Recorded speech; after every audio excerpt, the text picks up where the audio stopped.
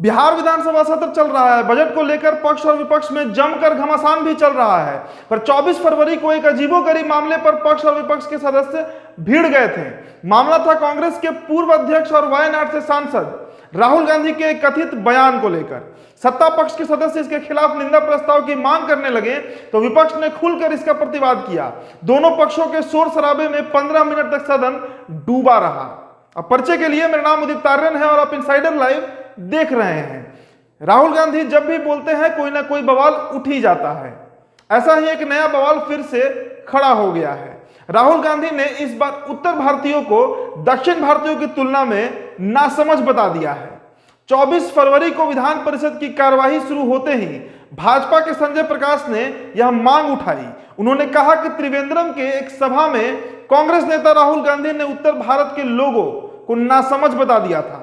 उन्होंने इसे उत्तर भारत खासकर बिहार का अपमान बताते हुए परिषद में इसके खिलाफ निंदा प्रस्ताव पारित करने की मांग की। कांग्रेस के प्रेमचंद्र मिश्रा की बात करें तो उन्होंने इसका विरोध करते हुए खंडन किया।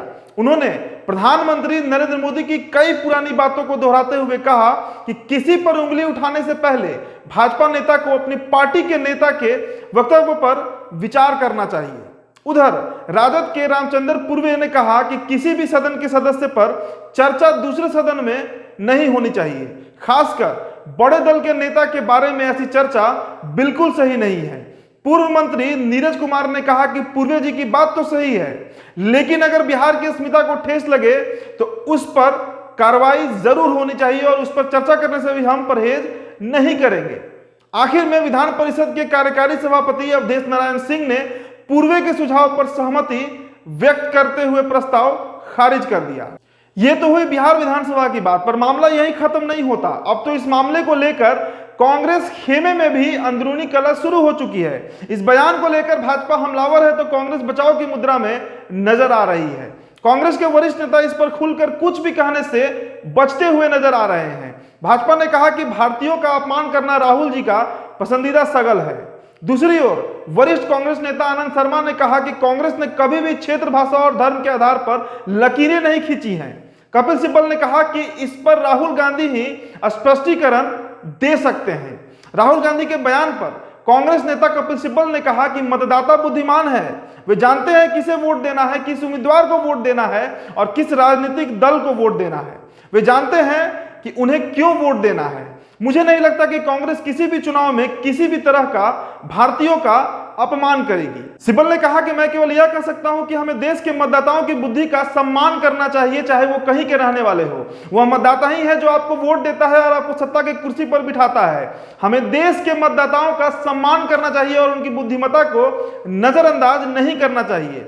कपिल सिब्बल ने कहा कि भाजपा का यह कहना है कि हम देश को विभाजित करने की कोशिश कर रहे हैं। यह सरकार है जिसने सत्ता में आने के बाद से लोगों को विभाजित कर दिया है। जहां तक राहुल गांधी के बयान का सवाल है तो उस पर टिप्पणी करते हुए मैं कुछ नहीं कह सकता। यह बयान राहुल जी का है और इसके लिए वो ही बता सकते हैं कि उन्होंने किस संदर्भ में इस उक्त बात को कही है। कपिल सिब्बल ने कहा कि बंटवारे की राजनीति तो भाजपा करती है। मतदाता चाहे उत्तर भारत के हो या फिर दक्षिण भारत के, सभी मतदाताओं को वोट देने की समझ है। मैं कोई व्यक्तिगत टिप्पणी नहीं करना चाहता हूं। मतदाता कहीं का भी हो, उसे इज्जत देनी चाहिए। कांग्रेस नेता आनंद शर्मा ने कहा कि राहुल गांधी जी ने अपनी किसी अनुभव के आधार पर टिप्पणी की है। मुझे किसी क्षेत्र के अपमान की बात नहीं दिखती। राहुल गांधी ही स्पष्टीकरण दे सकते हैं। भारतीय राष्ट्रीय कांग्रेस ने देश को एक समझा है। हमने कभी क्षेत्र, भाषा और धर्म के आधार पर लकीरें नहीं खींची हैं। आनंद शर्मा ने आगे कहा कि कुछ लोग क्या कहना चाह रहे हैं यह हम नहीं समझ पा रहे हैं। जहां तक अमेठी की बात है, वहां के मतदाताओं के भी हम कृतज्ञ हैं। उन्होंने लंबे समय तक राजीव गांधी जी को चुनकर संसद भेजा। राहुल गांधी भी 3 बार वहां से चुने गए। कांग्रेस पार्टी वहां की मतदाताओं का सम्मान करती है।